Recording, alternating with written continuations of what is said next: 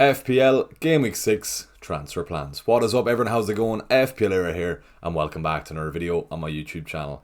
Game Week 5 turned out to be the best game week of the season so far. A massive green arrow, and I somehow managed to score the highest game week score out of every FPL content creator. So if that doesn't deserve a like and subscribe on this video, I'm not sure what else does. In today's video I'm going to show you how I fared out in Game Week 5. I'm going to also be looking at my transfer plans ahead of the Game Week 6 deadline. We'll also be discussing whether or not we're going to use our wildcard, and if I'm not using it this week, when I'm actually looking to use it. So we've lots to discuss. Let's get into the video. So before we get into today's video, quick reminder, as always, to drop the video a like, and let's hit a like goal of 80 likes on this video. So head on down there, drop the video a like, and if you are watching this and you're not subscribed, or if this is your first time coming across the channel, first off, welcome to the channel, but you know what to do. Head on down there, click subscribe, turn on those notifications. We're trying to hit 10k subs this season, and with your support, we can definitely hit this milestone. So let's have a quick look back at our Game Week 5 review. I managed to score 87 points for the week, which is pretty much a near perfect score for the team. As I said earlier, I scored the highest Game Week points out of every FPL content creator around the world. I've already asked twice in this video, but I'm going to ask a third time. If you haven't subscribed already, please head on down there, click subscribe, especially with reaching that milestone last game week. We'll start off with the 3 o'clock games. I'm starting off with triple Liverpool. Trent Alexander-Arnold finally got his attack in return, and he picked up a clean sheet to come away with 11 points return. Then on to Mo Salah. Pretty disappointing return from Mo. I was relieved that he did get his attack in return with an assist. He probably could have scored with a few shots on target that Kepa did manage to keep him out, but 12 points wasn't the worst. I was all expecting Haaland to get one against Arsenal, and he did. So 3 points difference between Salah and Haaland. I'm not too fussed about that.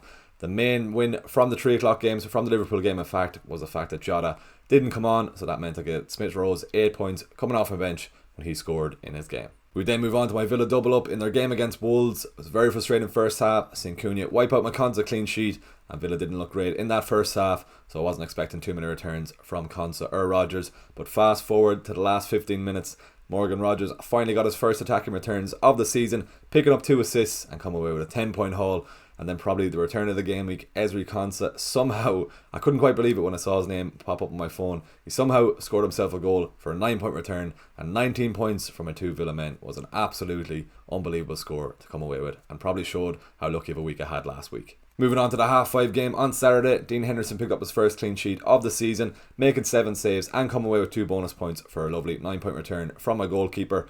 Great to see Henderson finally getting some returns after a frustrating previous 4 weeks, but it was against my own team. And then moving on to Berche Eze, not sure how he didn't score in that second half. He missed a glorious chance when it was easier to score. Not too fussed about getting rid of Eze, even though a lot of managers are considering taking him out, especially if they are on wildcard. I'll be keeping faith in him over the next couple of weeks, but he should be putting away those chances. We finished off Saturday then with 6 out of my 7 players all returning, so it was a perfect start to the week. Let's go on to Sunday's games. Moving on to Sunday's games, Chris Wood kicked off a Super Sunday to a great start when he scored from the spot against Brighton. It's great to see Wood is actually on penalty duties for Nottingham Forest. There was a bit of a debate whether it was going to be between him and Morgan Gibbs-White, but it's great to see we have got confirmation that it is a big New Zealander on penalty duties for the Forest men. Forest are still unbeaten in the league at the moment, along with Brighton, as they both drew that game. It's great to see Forest have a great run of fixtures now up until game week 10, and with Wood on penalty duties, it probably pushes me slightly away from using my wild card, as I am a transfer up on other managers who will be looking to bring him into their team. Looking at João Pedro in that same fixture, it was very disappointing to see him left on the bench, but I was glad to see him make a late cameo, as that blocked other potential managers' chances of getting Smith Rowe's points subbed into their team. If that happened to you, I do apologise about that, but I was looking to protect my rank, and I was glad he did come on. Moving on to the last game on Sunday, Gabriel was the hero of the Man City and Arsenal game, as he managed to pick himself up a goal for the second week in a row and came away with a 7-point return. Looking at Arsenal from set pieces, they're always looking towards Gabriel for that attacking threat. So if you don't have Gabriel, get him into your team now. He's been an absolute joy to own since game week 1. 36 points over the first 5 game weeks, only 1 blank in those 5 games. I'm on a great run of fixtures now for Arsenal. Over the next couple of game weeks, there's plenty more returns to come from that Arsenal defender. Erling Haaland did get his goal on Sunday to make it 10 goals in the first 5 games. I was hoping he would stay quiet, but 3 points difference between him and Salah, I can't really complain about that. All in all, 87 points for the game week, a monster score for my own team. 9 out of my 11 players all returning, and I managed to rise from 987k to 211k overall, so a massive week for the team, and fingers crossed we can push on now and get inside the top 100k over the next few weeks. With the Game Week 5 review out of the way, let's move on now and have a look at my transfer plans ahead of Saturday's deadline, and 1 transfer has already been confirmed. So look at my transfer plans ahead of Saturday's deadline. I have 2 free transfers to use and I've already used one of them. I've acted fast, taken out Diogo Jota and bringing in Bryan Mbeumo before he rose in price on Sunday night. Looking at Mbeumo, he's Brentford's main man at the moment, scoring 4 goals in the opening 5 games. He is on penalty duties also, and Brentford have a great run of fixtures up until game week 13, so he's going to be a set and forget in my starting 11 over the next couple of weeks, and I'm predicting he will get some nice returns. Looking at Jota, he's been pretty much hit and miss since I brought him in since game week 1. Very much a miss over the last few game weeks. 3 blanks in his last 3 games. An early substitution in game week 4, and he was left out of the team completely in game week 5. I was glad he was left out completely, as that allowed me to get Smith Rowe's points into the team. So no bad blood between myself and Jota before he left the team, and hopefully Mbeumo can do well now over the next couple of weeks. So as I said, I do have 2 free transfers, and I have 2 options on what my second free transfer is going to be. And looking at the first option here, I'll be taking out Dean Henderson and bringing in David Raya of Arsenal. Henderson does have a decent fixture against Everton this weekend, but looking at Raya and Arsenal's fixtures, they face Leicester, Southampton and Bournemouth over the next 3 game weeks. And considering a lot of managers are going to be wildcarding this week and bringing in 2 Arsenal defenders, it might be sensible to bring in Raya just to protect my rank and make sure I have 2 Arsenal defenders for the favourable fixture run. So looking at my second option and how I can use my second free transfer, that'll be taking out Mo Salah and bringing in Bukayo Saka with the focus on Arsenal's favourable fixture run over the next couple of game weeks. Looking at Mo, it definitely does feel very wrong even considering taking him out of the team, but it is for free. I definitely wouldn't do it for a hit. But Mo is up against Wolves this weekend, and Wolves have been conceding for fun. But looking towards Saka, he is the main captaincy candidate this week, especially with that fixture at home against Leicester, and I do want some Arsenal attackers over their favourable fixture run. Out of the 2 transfers, either between Salah to Saka or Henderson to Raya, I'm probably leaning towards the goalkeeper transfer as of now, but I will decide on that later on in the week. So looking at my current lineup ahead of the weekend's games and starting off with the defence, it's good viewing to be fair, and starting off with Henderson in goals. He's up against Everton at home this weekend. Crystal Palace looked a lot better in defence against Man United in game week 5, so if I do hold Henderson and if I don't go for the Raya move, I'll be hoping Henderson can make it 2 clean sheets from 2.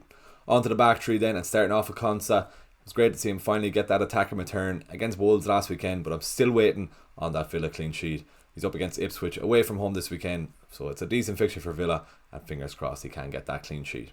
Gabriel and Trent Alexander-Arnold complete my back 3. They're pretty much a set and forget for the rest of the season. Alexander-Arnold finally got his attacking return against Bournemouth last weekend. Gabriel has made it 2 goals from the last 2 games. Can he make it 3? Probably not. I'll just be happy with the clean sheet there for the Arsenal man. Moving on to my 5-man midfield, and especially with the addition of Bryan Mbeumo into this midfield, we're looking very strong. But starting off with Emile Smith Rowe, it was great to see him get 83 minutes under his belt against Newcastle at the weekend. There was a pattern in the past of him getting subbed off around the 60 to 70 minute mark, and that was actually making me want to bench him.